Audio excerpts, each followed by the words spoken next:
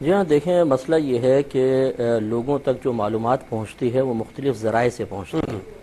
اب جس ذریعے سے جس انداز سے ان کو معلومات حاصل ہوتی ہے وہ اسی معلومات کے تناظر میں کسی کے بارے میں ایک ذہن کے اندر ایک امیج قائم کرتے ہیں۔ بالکل ٹھیک۔ اب جیسے حضرت نے بیان فرمایا جو اس کو سنیں گے ان کے ذہن میں اکابرین چشت کا ایک اور ہی تصور پیدا ہوگا کہ بڑا منظم ایک نظام تھا، اور خصوصاً یہ آپ اس بات پہ ذرا غور کیجئے کہ وراثت،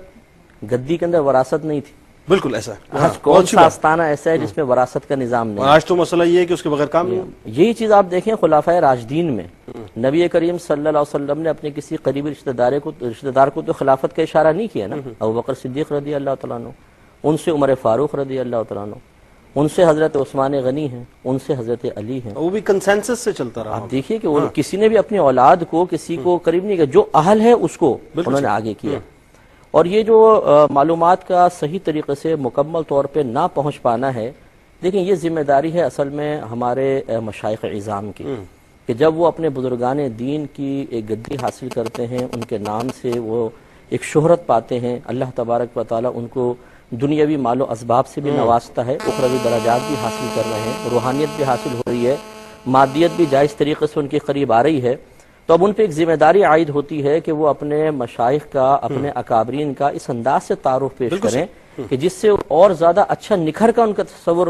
تصور لوگوں کے سامنے پیدا ہو۔ اچھا، یہ ایک بات میں آپ سے عرض کروں، آپ کی بات کٹتی معذرت کے ساتھ، اس وقت ہم ظاہر ہے براہ راست پوری دنیا میں دیکھے جا رہے ہیں، یہ ایک بڑی امپورٹنٹ بات آپ نے اس وقت کی کہ سلسلہ چشت میں جو لوگ ظاہر ہے اس وقت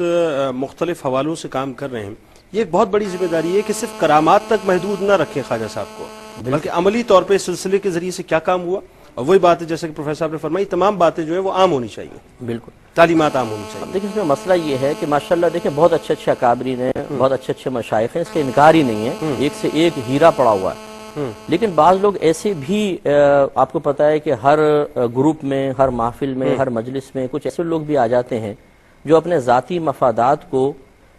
ایک عام مفادات پر، عوامی مفادات پر فوقیت دے دیتے ہیں۔ بالکل ایسا ہوتا ہے، بالکل ایسا ہوتا یہ ہے کہ اگر ایک شخص پبلک میں عام ہونے کے بعد، مرجع خلائق بننے کے بعد صرف اپنی شخصیت کو ہی واضح کرنے کی کوشش کر رہا ہو،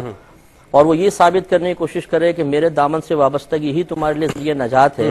اور اکابرین کو اس انداز سے تصور ہی پیش نہ کرے جیسا کرنا چاہیے، تو لازم سی بات ہے کہ لوگ پھر اکابرین سے کیسے مطلع ہوں گے، ان کی سیرت وغیرہ کیسے پتہ چلے۔